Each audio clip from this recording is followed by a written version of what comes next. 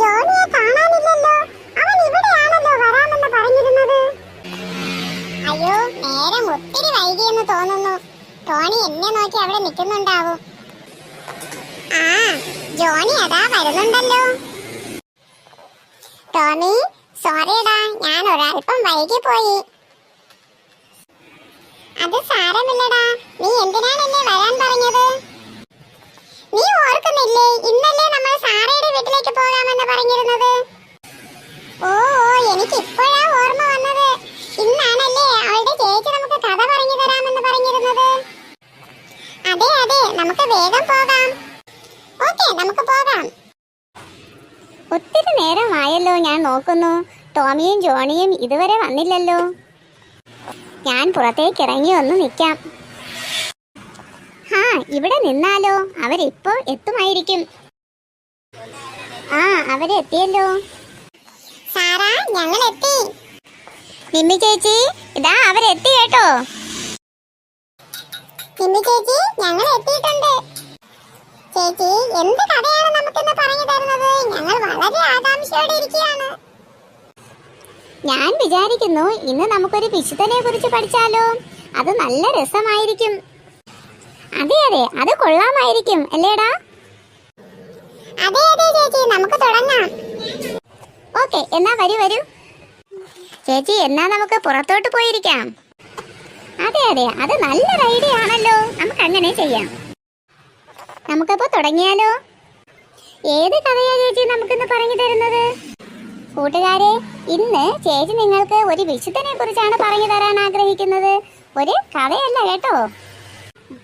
ദനഹ അഥവാ എപ്പിഫനി എന്ന ഒരു വിശുദ്ധൻ.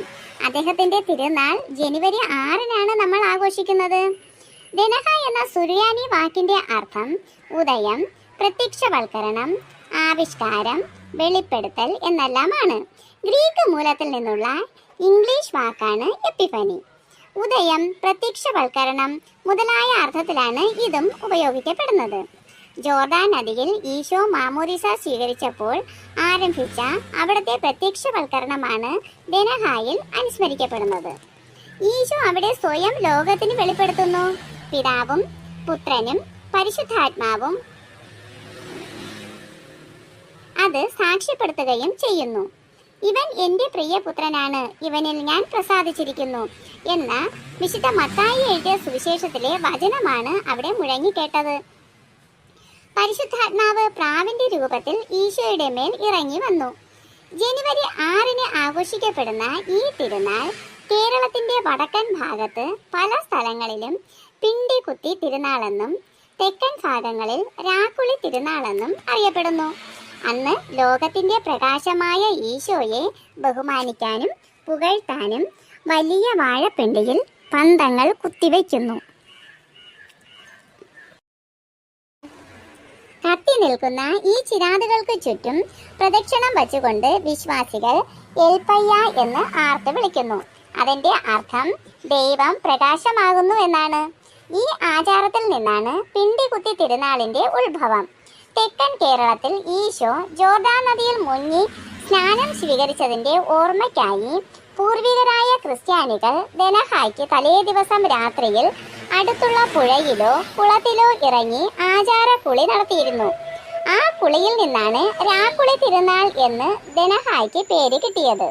ഇതോടൊപ്പം അനുസ്മരിക്കപ്പെടുന്ന 2 സംഭവങ്ങൾ ഉണ്ണിയേശുവിനെ സന്ദർശിക്കാൻ വന്ന ആട്ടിടയന്മാർക്കുണ്ടായ സന്ദേശവും പൂർവ്വദേശത്തു നിന്ന് വന്ന രാജാക്കന്മാർക്കുണ്ടായ അറിവും അവരുടെ സന്ദർശനവുമാണ്. ആട്ടിടയന്മാർ നിരക്ഷരരും പാവപ്പെട്ടവരുമായിരുന്നു. മാലാഖമാരുടെ സന്ദേശത്തിൽ നിന്നാണ് ദാവീദിന്റെ പട്ടണത്തിൽ രക്ഷകൻ ജനിച്ച സംഭവം ആട്ടിടയന്മാർ അറിയുന്നത്. അവർ വന്ന് ഉണ്ണിയേശുവിനെ കണ്ട് വണങ്ങി. പിന്നീട് വന്നത് ബുദ്ധിമാന്മാരായ ശാസ്ത്രജ്ഞന്മാരാണ്. ഒരു അപൂർവ നക്ഷത്രം കണ്ട് അതിന്റെ ശക്തി നോക്കിയാണ് അവർ ജെറുസലേമിൽ എത്തിയത്. ഈ ജ്ഞാനികൾ ഗാസ്പർ, ബെൽത്താസർ, മെൽക്കിയോർ എന്നീ രാജാക്കന്മാരായിരുന്നുവെന്നും പാരമ്പര്യമുണ്ട്. അവർ ഹെറോദോസിന്റെ കൊട്ടാരത്തിലെത്തി രക്ഷകനെ തിരക്കി. അപ്പോൾ ഹെറോദോസും പരിവാരങ്ങളും പരിഭ്രമിച്ചു. അദ്ദേഹം പ്രധാന ആചാര്യന്മാരെയും നിയമജ്ഞരെയും വിളിച്ച് യഹൂദരുടെ രാജാവ് എവിടെ ജനിക്കുമെന്ന് അന്വേഷിച്ചു. രക്ഷകൻ ബെത്ലഹേമിൽ ജനിക്കുമെന്ന് അവരുടെ അന്വേഷണത്തിൽ അവർ കണ്ടെത്തി.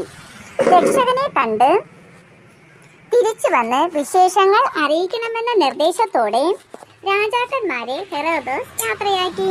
കൊട്ടാര വളപ്പിൽ നിന്ന് പുറത്തിറങ്ങിയപ്പോൾ രാജാക്കന്മാർക്ക് വീണ്ടും നക്ഷത്രം പ്രത്യക്ഷപ്പെട്ടു. അവർ നക്ഷത്രത്തെ അനുഗമിച്ച് ഉണ്ണിയേശുവിനെ കണ്ട് ആരാധിക്കുകയും പൊന്നും മീറയും കുന്തിരിക്കവും കാഴ്ചവെക്കുകയും ചെയ്തു. ഈശോയുടെ രാജത്വവും ദൈവത്വവും മനുഷ്യത്വവും സൂചിപ്പിക്കുന്നതാണ് ഈ കാഴ്ച വസ്തുക്കൾ. ഹെറോദേസിന്റെ പക്കലേക്ക് മടങ്ങി പോകരുതെന്ന സ്വപ്നത്തിൽ അവർക്ക് മുന്നറിയിപ്പ് കിട്ടിയത് കൊണ്ട് അവർ വേറെ വഴിയിലൂടെയാണ് സ്വദേശങ്ങളിലേക്ക് മടങ്ങിയത്. വിചിന്തനം: ഈശോയുടെ ദൈവത്വത്തെ അംഗീകരിച്ച് അവിടത്തെ സ്നേഹിക്കാനും ആരാധിക്കാനും, രാജത്വത്തെ അംഗീകരിച്ച് അവിടത്തെ കൽപ്പനകൾ അനുസരിക്കാനും, മനുഷ്യത്വത്തെ അംഗീകരിച്ച് അവിടത്തോട് ചേർന്ന് സഹിക്കാനും ധനഹാ തിരുനാൾ നമുക്ക് പ്രചോദനം തരുന്നു. നിങ്ങൾക്കിത് ഇഷ്ടമായോ മക്കളെ?